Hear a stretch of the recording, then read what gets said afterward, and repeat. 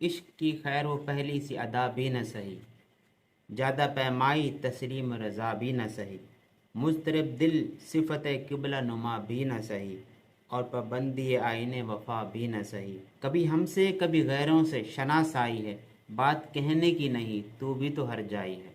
اب اس بات میں اللہ تعالیٰ سے شکوہ کرتے ہیں کہ اے اللہ تعالیٰ، ہم میں لاکھ غلطیاں صحیح، ہم بہت گناہ گار ہیں، ہم پہلے کی طرح قول و قرار کے پکے بھی نہیں ہیں، ہم تسلیم و رضا کی جو راہ ہے اس پر گامزن بھی نہیں ہے، ہمارے اندر جو عشق ہے پہلے والا عشق بھی نہیں ہے۔ یہ ساری چیزیں ہم قبول کرتے ہیں، لیکن یا اللہ تو ہمارا رب ہے نا، میں بات یہ کہنا نہیں چاہتا تھا لیکن تو بھی ان کی طرف ہو گیا ہے، تو یہ شکوہ کرتے ہیں۔ اس کے بعد پھر جواب آتا ہے، وہ بھی دن تھے یہی مایہ رعنائی تھا،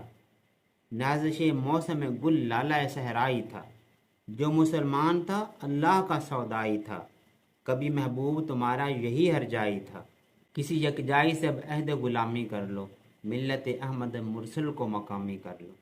پھر جواب آتا ہے کہ یہی بات تھی تمہارے لیے جو کبھی قابل عزت تھی، تمہارا مسلمان ہونا، تمہارا اللہ تعالیٰ کا بندہ ہونا اور نبی پاک صلی اللہ علیہ وسلم کا غلام ہونا، یہی چیز تمہارے لیے قابل فخر ہوا کرتی تھی۔ جو مسلمان تھا اللہ کا سودائی تھا، جو مسلمان تھا نا وہ سچ میں اور دل سے اور ہر طرف سے وہ اللہ تعالیٰ کا عاشق تھا، کبھی محبوب تمہارا یہی ہر جائی تھا۔ تم آج جس کو ہر جائی کہہ رہے ہو، کبھی تم اسی سے اتنی زیادہ محبت اور عشق کیا کرتے تھے۔ تم نے غلطی یہی کی ہے کہ تم نے ساری چیزیں چھوڑ دی ہیں۔ اب اگر تم میرے پاس واپس آنا چاہتے ہو،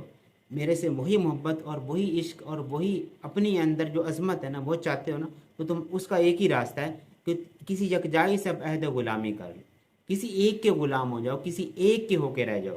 ایک سجدہ جسے تو گراں سمجھتا ہے، ہزار سجدوں سے دیتا ہے آدمی کو نجات۔ تو اسی طرف اشارہ ہے کہ کس طرف، کون سا سجدہ، کون سی غلامی اور کون سی محبت اور کون سا ایسا بندھن ہے جس کو تم پکڑو گے، جس کو تم تھامو گے تو تم مجھ سے محبت کر سکو گے اور میں تجھ سے محبت کروں گا۔ وہ رسول اللہ صلی اللہ علیہ وسلم کی ذات ہے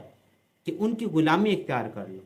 پوری زندگی کا جو محور ہے نا ان کی ذات کو بنا لو، اپنی پوری زندگی میں ان کا جو اسوہ حسنہ ہے نا اس کو شامل کر لو، اپنی ہر مثال کے اندر آپ صلی اللہ علیہ وسلم کی ذات کو سامنے رکھو۔ اگر تم یہ کرو گے تو میں تم سے محبت کروں گا اور وہی عزتیں، وہی عظمتیں تمہیں دوبارہ مل جائیں گی۔